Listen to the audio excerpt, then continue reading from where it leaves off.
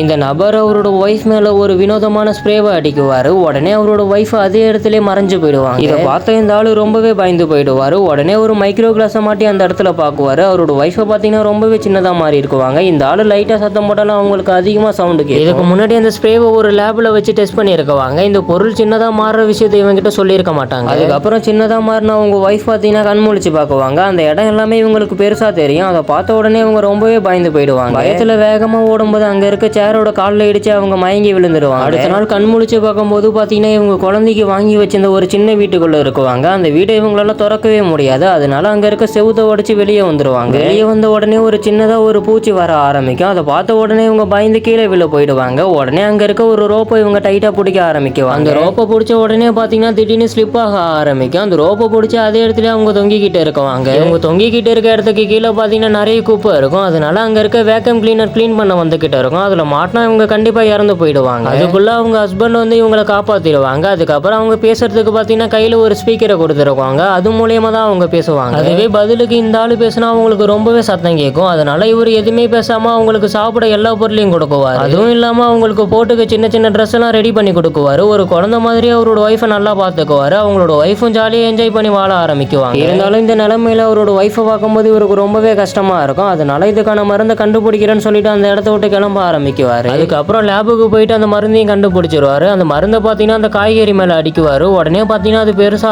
அடுத்து இவங்க ஒய்ஃபுக்கு அந்த மருந்தை கொடுக்கலான்னு போகுவாங்க. இவங்களோட பாஸ் பார்த்தீங்கன்னா அவங்க ஒய்ஃபை ரொம்பவே டைட்டா பிடிக்குவாங்க. உடனே அவங்க ஒய்ஃப் அவங்களோட கையை கடிச்சு தப்பிச்சு போயிடுவாங்க. இந்த ஆளு என்னாச்சுன்னு பார்க்க வருவாரு. அப்ப பாத்தீங்கன்னா அந்த மருந்து அவங்க பாஸ் கீழே தட்டி விட்டுடுவாங்க. அந்த மருந்து அங்க இருக்க ட்ரைனேஜ்குள்ள போயிட்டு விழுந்துடும். அதுக்கப்புறம் அந்த பாஸ் இந்த இடத்த விட்டு கிளம்ப ஆரம்பிச்சிருவாங்க. அடுத்து இவரோட ஒய்ஃபை பாத்தீங்கன்னா அந்த ட்ரைனேஜ்குள்ள இறங்கி அந்த மருந்தை நான் எடுக்கிறேன்னு சொல்லிக்கிட்டு இருக்கும். அதுக்கு இந்த ஆளு எதுவுமே பதில் சொல்ல மாட்டாரு. அமைதியாவே இருந்துகிட்டு இருக்குவாரு. அதுக்கப்புறம் இவங்க இறங்கலான்னு போகுவாங்க. அப்ப பாத்தீங்கன்னா இவரோட ஹஸ்பண்ட் பின்னாடியில இருந்து கூப்பிடுவாரு. பின்னாடி திரும்பி பார்த்தா அவரோட ஹஸ்பண்ட் அந்த இடத்துல இருக்க மாட்டாரு. அவரும் அந்த மருந்தை குடிச்சிட்டு சின்னதா மாறி இருக்கும். அதுக்கப்புறம் இவங்க ரெண்டு பேரும் சேர்ந்து அந்த மருந்தை எடுக்க ஆரம்பிக்குவாங்க. அந்த மருந்தை எடுத்துட்டு போயிட்டு இவங்க குழந்தைகிட்ட கொடுக்குவாங்க. அந்த பொண்ணு அந்த மருந்து அவங்க உடம்புல போட்ட உடனே பாத்தீங்கன்னா பழைய நிலைமைக்கு எல்லாரும் வந்துருவாங்க.